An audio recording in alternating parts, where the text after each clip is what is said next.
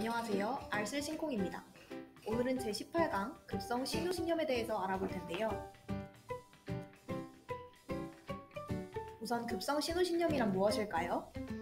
20에서 30%의 여성들이 평생 한 번 이상 앓는다는 이 병. 지금부터 알아보겠습니다. 갑자기 등, 허리와 옆구리가 아프다고 느낀 적 있으신가요? 이때 급성 신우신염을 의심할 수 있습니다. 급성 신우신염은 요로감염의 한 종류로 콩팥이 세균에 감염되어 염증을 일으키는 질환을 말합니다. 콩팥에 감염이 생긴다? 생소하실 수 있는데요. 콩팥은 소변을 만드는 장기로 소변이 나오는 통로를 통한 감염이 일어나기 쉽습니다. 호르몬의 변화가 큰 분들이 위험할 수 있겠는데요. 특히 항문과 요도가 가깝고 요도가 짧은 해부학적 취약성을 가진 여성, 호르몬의 변화를 겪는 임산부, 노인의 경우 감염에 취약합니다. 또 대장균, 폐렴 막대균과 같은 장내 막대세균에 의해서 감염이 이루어지며 보석과 같이 소변이 잘 못 나오게 하는 인자가 있을 때 소변이 나오는 통로를 세균이 타고 올라가거나 혈액을 타고 전달될 때 감염, 즉 신우신염이 발생할 수 있습니다.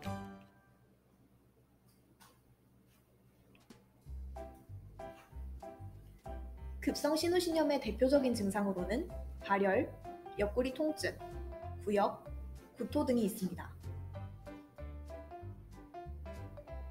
이외에도 방광염에서 나타날 수 있는 배뇨시 통증이나 배뇨곤란, 혈뇨 등의 증상도 같이 나타날 수 있습니다.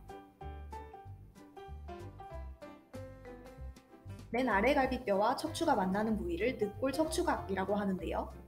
증상이 있는 쪽 등 뒤의 늑골 척추각을 살짝만 스쳐도 통증을 느끼게 됩니다. 이외에 하복부를 눌렀을 때 통증이 느껴지는 경우에도 급성 신우신염을 의심 가능합니다.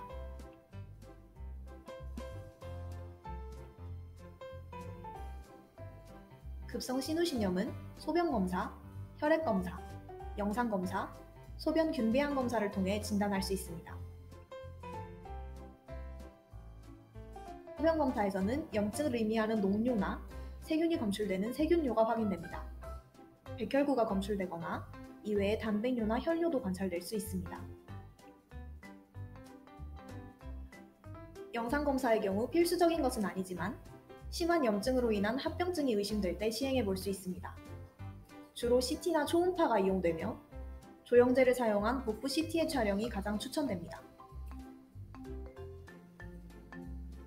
혈액검사의 경우 염증을 나타내는 백혈구의 상승 소견이 확인되며 소변 배양 검사는 진단과 함께 원인균 파악에도 이용될 수 있습니다.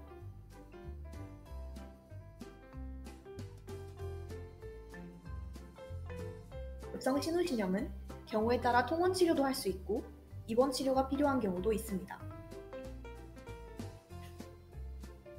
일반적으로 염증이 심하지 않은 경우에는 경구약제를 사용해서 외래에서 통원 치료가 가능합니다. 하지만 염증의 정도가 심해서 경구약이 효과가 없거나 농양이나 급성 심부전 같은 합병증이 발생한 경우, 나이가 많거나 조절되지 않는 당뇨가 있는 경우, 신장 이식을 받은 경우 등 면역력이 떨어진 경우, 요로에 해부학적인 이상이 있는 경우, 임산부나 약의 경구 섭취가 어려운 경우 등 여러 상황에서 입원 치료가 필요할 수 있습니다. 급성 신우신염은 세균 감염이 원인이기 때문에 주된 치료는 세균을 잡는 항생제 치료입니다. 항생제 치료를 시행하기 전에는 원인균의 확인을 위해 소변 및 혈액에서 세균 배양 검사를 시행해야 합니다. 처음에는 우선 경험적 항생제로 치료를 시작하고 소변이나 혈액 배양 검사에서 원인균이 자란다면 그 균에 맞추어 항생제를 변경하게 됩니다. 대부분의 단순 급성 신우신염은 대장균이 원인균이므로 보통 외래에서 경구 세팔로스포린이나 플로로퀴놀론 등의 항생제를 14일 정도 복용함으로써 치료될 수 있습니다.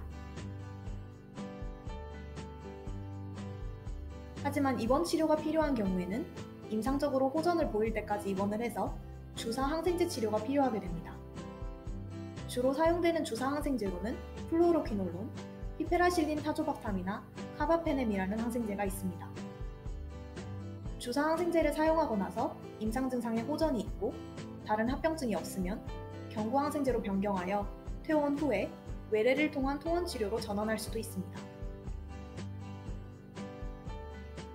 급성 신우신염은 일반적으로 좋은 예후를 보이고 대부분의 환자는 외래에서 경구항생제 치료로 완치될 수 있습니다.